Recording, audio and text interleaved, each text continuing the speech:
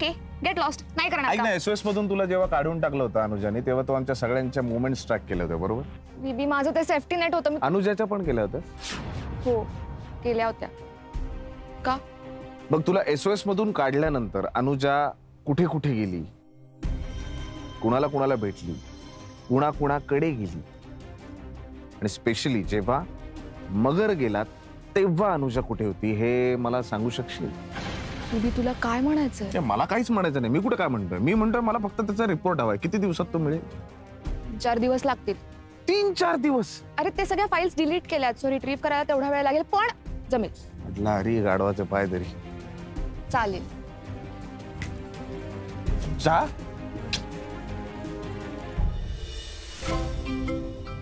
अरे तयार नाही झालं? कशासाठी? कशासाठी म्हणजे काय? आपल्याला बाहेर जेवायला जायचंय ना. सकाळी दट्ट्या दिला होता ना तिने. काय ग? नाही नको महेंद्र, राहू देत ना. अरे का? अच्छा तो पंजा. अगं तो पंजाब पेंटचा होता, आपल्याला कळलं ना. कशाला टेन्शन घ्यायचं? असं तोंड पाडून काय बसलाय? चला चला चला चला. अगं तो केणींचा भाचा नाही का, तो महाद्वाड आहे, त्यांनीच हे केलं असणार सगळं. अगं त्या पोरांना सुट्ट्या लागल्यात ना, ती पोरच सगळी हे गोंधळ घालत असणार. चला तुम्ही टेन्शन घेऊ नका, चला कामाला लागा. चला चला तयारी करा. ए सानिया, ते नेहरू रोडवर कुठलं नवीन हॉटेल निघालंय का? काय नाव त्याचं? मी ते जलसा. हा, तिकडे जाऊन प्रॉन्स बिर्याणी खाऊया गुपचूप. चालेल, डन. चला चला चला चला. आपण काही कुठे जाऊया नको. मी खिचडी टाकते, खिचडी खाऊस बस. हे नाही, मला खिचडी नको, मला प्रॉन्स बिर्याणीच हवी. ती जर मिळणार नसेल ना तर मी जेवणार नाही. चालेल का तुम्हाला? बाबा आई प्लीज ना. ठीक आहे, चला निघा, तयारीला लागा. नमस्कार. आज तुम्हा सगळ्यांना इथे बोलवायचं कारण म्हणजे मला तुमच्याशी थोडासा संवाद साधायचा आहे, किंबहुना तुमच्या मार्फत जनतेपर्यंत काही गोष्टी पोचवायच्या. गेले काही दिवस माझ्या बाबतीत काहीतरी विचित्र वातावरण तयार झालंय, किंबहुना केलं गेलंय. विविध माध्यमातून माझ्याच बद्दल नाही, फक्त तर डॉक्टर निलंजना वर्मांसारख्या एका निष्णात डॉक्टर बद्दल सुद्धा उगाचच काहीतरी बोललं जाऊन त्यांच्यावर चिखलफेक करायचा प्रयत्न केला जातोय. त्या एक अतिशय उत्तम सायकॅट्रिस्ट आहे. पण साहेब, आपण त्यांना कसे ओळखता? एका दृष्टीने पाहिलं तर त्या काइंड ऑफ आमच्या फॅमिली डॉक्टर आहेत. आता सांगून जाऊ नका सायकॅट्रिस्ट आणि फॅमिली डॉक्टर असं कसं, तर सांगतो. आपले प्रत्येकाचे घरचे काही ठरलेले डॉक्टर असतात. डोकं दुखलं तर पिढ्यानपिढ्या आपण त्या एकाच डॉक्टरकडे जातो, औषध घेतो. अंग दुखलं तर त्यांच्याचकडे जातो. दाताचं काही झालं तर त्या एका विशिष्ट डेंटिस्टकडेच जातो. त्याच प्रकारे मानसिक स्वास्थ्याचा काही प्रॉब्लेम झालाच तर अशा एखाद्या चांगल्या सायकॅट्रिस्टकडे जाऊन उपचार घेण्यात काही गैर नाही, असं माझं तरी स्पष्ट मत आहे. 2024 सालात जगतोय आपण, तेव्हा ह्यात काही चूक किंवा लाज वाटण्यासारखं तर अजिबातच नाही. त्या फॅमिली डॉक्टर आहेत असं मी का म्हटलं, कारण आधी आर्यन त्यांच्याकडे ट्रीटमेंट घेत होता. आर्यनची आई खूप लवकर गेली. तो खूप लहान असताना गेली. तेव्हा हा धक्का पचवण्याचं, तेव्हा काय हो, आई जाण्याचा धक्का आपण कधीच पचवू शकत नाही, आजही नाही. आणि त्याच्या त्या वयात एकतर त्याला हे सगळं समजावून सांगण्यासाठी, त्याला हवा तसा हवा तितका आधार देण्यासाठी मी पुरेसा वेळ देऊ शकीन का याची मलाच खात्री नव्हती. आणि या धक्क्यातून सावरण्यात त्याला मदत व्हावी यासाठी एखाद्या तज्ज्ञांकडे त्याला घेऊन जाणं, हे मला त्यावेळी एक बाप म्हणून, त्याची काळजी असलेला एक बाप म्हणून खूप गरजेचं आणि महत्त्वाचं वाटलं. आणि ह्यात आजही मला कुठेही काही चूक वाटत नाही. पुढे मग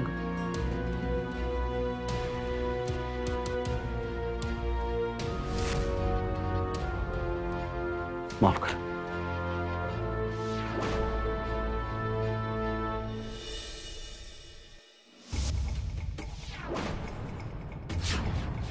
काय भोसले, हल्ली पोलीस स्टेशन मध्ये आलात तरी भेटत नाही तुम्ही.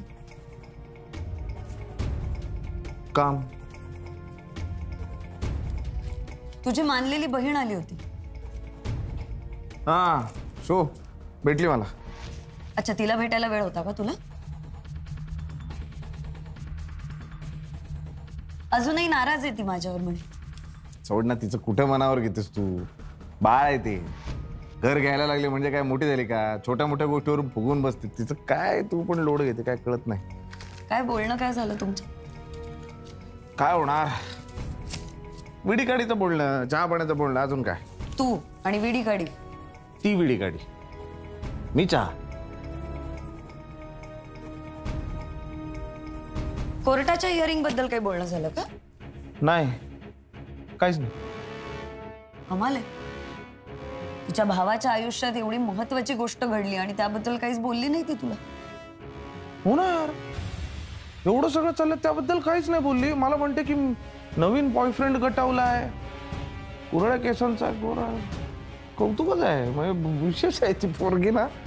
तिला माहित होतं वैजयंती चौगुलेला कोर्टात आणण्याच्या प्लॅन बद्दल? जाऊ दे ना अनुजा, आता किती वेळा तेच तेच बोलतोय आपण. सोड ना तो विषय. विजय, मला असं का वाटतं की हल्ली काही गोष्टी तू मुद्दाम माझ्यापासून लपवतोस? तुला वाटतंय ना? तुला का वाटतं ह्या गोष्टीचं उत्तर मी कसं देऊ? मी बघ किती कामं करतोय. 2024 मध्ये 23 आणि 22 ची फाईल घेऊन फिरतोय बघ. कॅरी ऑन, नंतर बोलू आपण.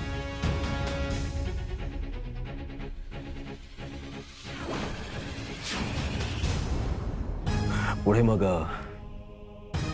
आर्यनचं जे काही झालं,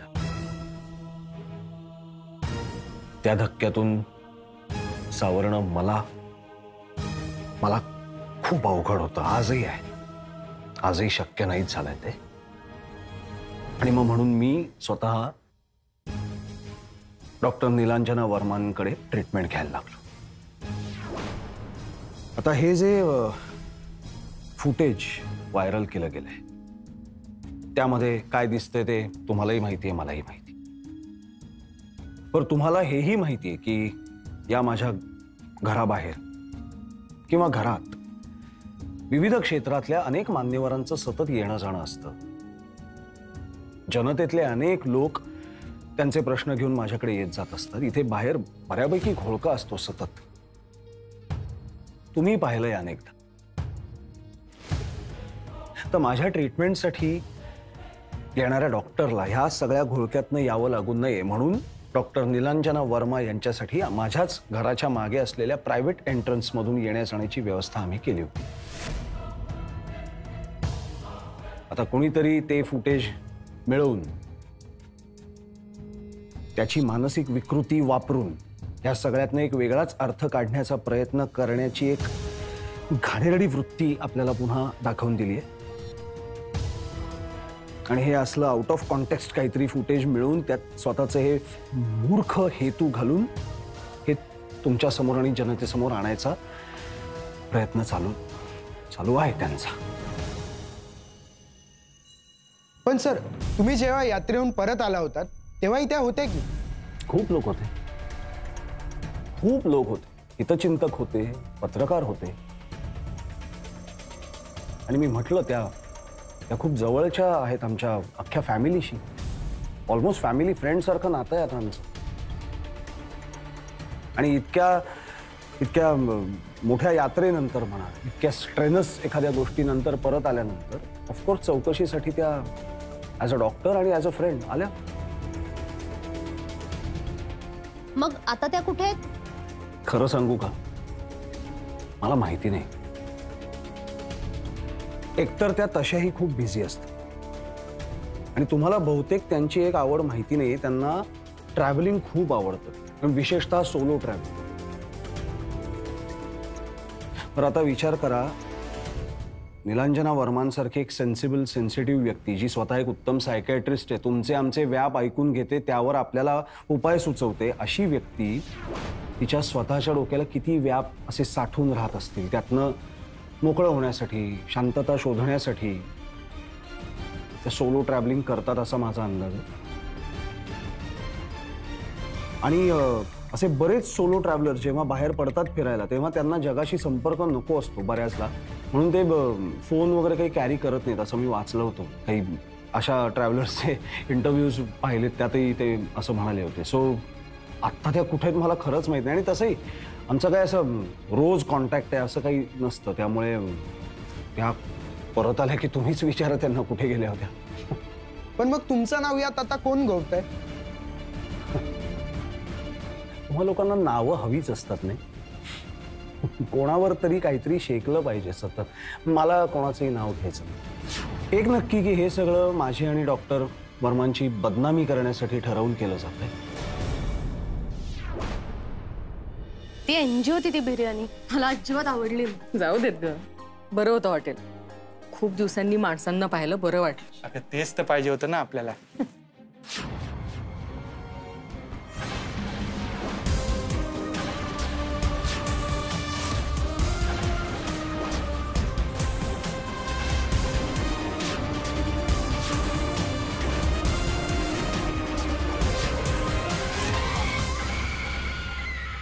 होतं काय ना, राजकारणात काही वर्ष घालवल्यानंतर पैसा, प्रॉपर्टी, मतं मिळतात.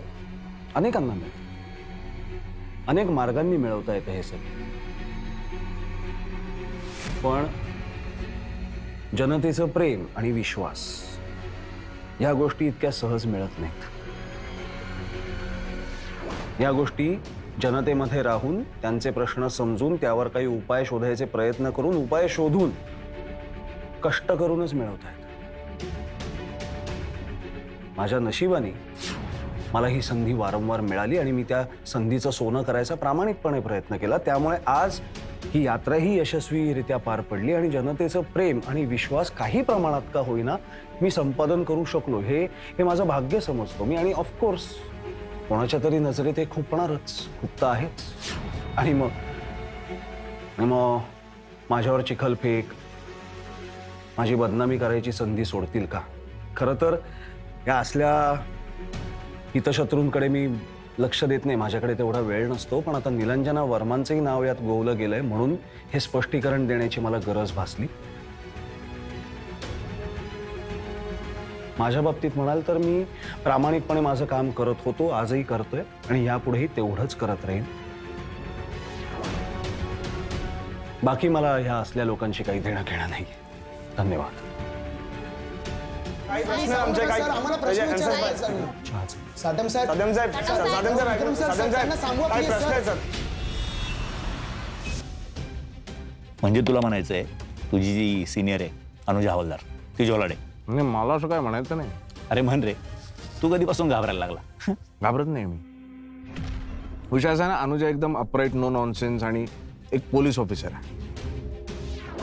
तिच्या वडिलांनी जे काही सांगितलं ते आणि ज्या गोष्टी मी जमवाजमव करून एकाधिक 1-2 करण्याचा प्रयत्न करतोय ते, या सगळ्या गोष्टींचं एकत्र काहीतरी माझ्या डोक्यात चालू आहे, एवढंच. तू पाव घेणार रे? नाही बस. बिल दे रे. कशाला आहे? बिल माझ्याकडे घेऊन आहे. तुझं काय बिल दे रे? आत्ता आलास ना मुंबईत, पैशाचं झाड आहे गावी, मी देणार आहे बिल माझ्याकडून पार्टी.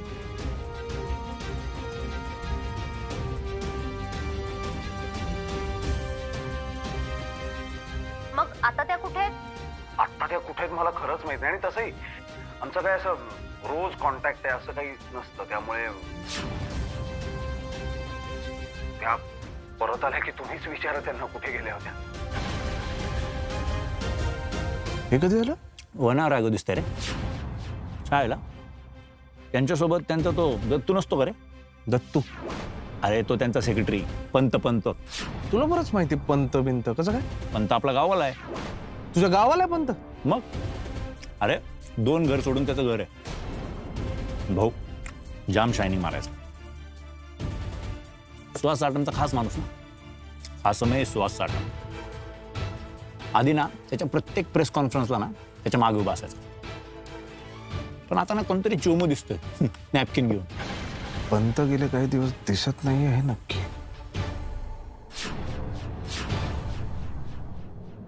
मॅडम मॅडम इकडे इकडे काय झालंय? मॅडम तुम्ही घरी या ना प्लीज. काय झालंय? आम्ही आता जेवायला बाहेर गेलो होतो, परत आलो तेव्हा तो पंजाचा छाप परत तिकडे दारावर आहे. ठीक आहे आपण जाऊ. मॅडम पण मला नाही वाटत आहे की तो रंग आहे. कदाचित रक्त असू शकतं. आई वगैरे सगळे ठीक आहेत? हो तुम्ही चला ना. ठीक आहे मी सरांना फोन करते. हॅलो सर, प्रॉब्लेम झालाय चौगुले. हां फॉरेन्सिक वाल्यांना कळवलं येतात. नाही भूषणदाराला पण बोलून घे, रिक्वेस्ट कर तिला, मी बोलवलंय म्हणून सांग. कळवते. अजून किती दिवस चालणार आहे सर? मला वाटलं होतं निदान आता तरी थांबेल सगळं. बसा बसा मॅडम बसा. लक्षात घ्या, मधमाशांच्या पोळ्यामध्ये दगड मारलाय आपण, त्यामुळे त्या मधमाशा आपल्याला चावायला येणार. म्हणजे हे सगळं ते लोक तुम्हाला घाबरवण्याचा प्रयत्न करतायत. मग मी इथून निघून जाऊ का? मी थांबतच नाही इथे. आणि त्यांनी काय होणार मॅडम? तुम्ही गेलात तर तुमच्या जीवाला धोका निर्माण होणार. लक्षात घ्या, गुन्हेगार संपला म्हणजे सगळं संपलं असं नसतं. गुन्हेगारी वृत्ती असते ना, ती संपवणं अवघड असतं. ती सतत अशी कुठे ना कुठे येत राहणार. आता माझ्यात ते बळ नाहीये. पण असं करून कसं चालेल मॅडम? आणि तुमच्यात बळ आहे.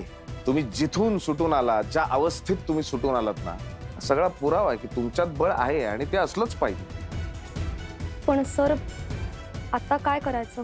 मी पोलीस प्रोटेक्शन साठी अर्ज करतो. फुल फ्लेजेड पोलीस प्रोटेक्शन देऊया.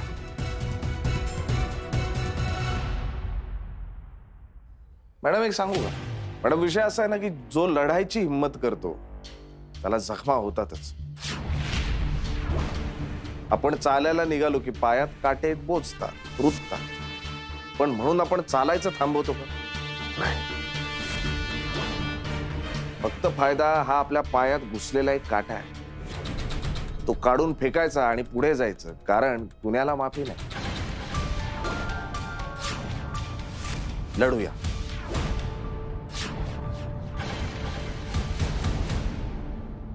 एक बरं आहे, आता काही वेळ तरी पत्रकार मित्र आपले गप्प बसतील. तुम्हाला खात्री आहे ना साहेब? पण साहेब, एक माणूस आहे ज्याला माहिती आहे की नीलांजना मॅडम फक्त तुमच्या फॅमिली फ्रेंड किंवा सायकेट्रिस्ट नाहीयेत. हो, आणि एवढंच नाही, त्याला हेही माहिती आहे की तिला आत्ता पॉंडिचेरीला ठेवलंय. आणि विजय भोसले हा काही गप्प शांत बसणाऱ्यातला माणूस नाही, हे आपल्याला माहिती आहे. तो तिच्या मागावर इथून कोणाला तरी पाठवू शकतो, तिकडच्या पोलीस फोर्सला सांगू शकतो, काही करू शकतो. तेव्हा त्या जोशी नावाच्या मूर्ख माणसाला सांग, या संबंधी कोणी काही प्रश्न विचारले, काही बोलायला आलं तर तोंड उघडायचं नाही. कुठल्याही अननोन नंबरवरून येणारे फोन उचलायचे नाही, तोंड बंदच ठेवायचं. आणि हे तर आवर्जून सांग, जर त्याने असं नाही केलं तर जसा विजय भोसले तिथपर्यंत पोहोचू शकतो तसे आपणही पोहोचू शकतो. आणि मग त्याचं तोंड कसं बंद करायचं हे मी बघू शकतो. हो साहेब.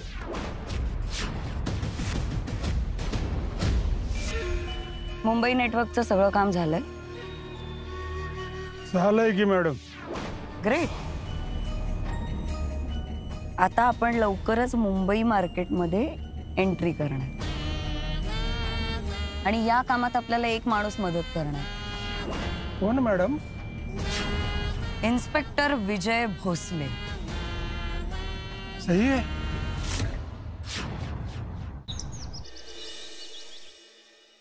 ते कदम सुट्टीवर गेलेत ते मला माहितीये. विचारे कुठे आहेत? सुट्टीवर मॅडम. ते पण सुट्टीवरती गेले. पोलीस स्टेशनला काय कुलूप लावायचंय का मी? आता तुम्ही जर सुट्टी मागितली तर याद राखा. कशाला डापरतेस त्याच्यावर? काय झालं? ते विचारे सुट्टीवरती गेले. मग त्याला मी सांगितलंय सुट्टी. ए तू चहा आण माझ्या. तुला काय प्रॉब्लेम आहे? सर पोलीस स्टेशन मध्ये काम आहेत, माणसाने तर त्या कसं करणार? पंत आहे ना, पंत, त्याची कुंडली काढचा. हा कोण पंत सर? अरे तो सुहास साटमचा नंदी यार. त्याचं काय आता मध्ये? नाही, तो गायब झालाय. तो अचानक कसं गायब झालाय मला कळत नाही. जरा पत्रिका काढ. गेला असेल सुट्टीवर. उलट नाही बोलायचं समजाडे. नाही स्वासाटमांच्या आयुष्यामध्ये एवढी आग लागलेली असताना ते पंताला म्हणतील स्वतःच्या येला नाही ना, जा सुट्टीवर जा. नाही म्हणजे आजारी असू शकतात, बदली माणूस दिला असू शकतो ना. नाही असू शकतो ना, पण मी म्हणतो एकदा चौकशी करायला हरकत काय. विषय समजून घे जमदारी.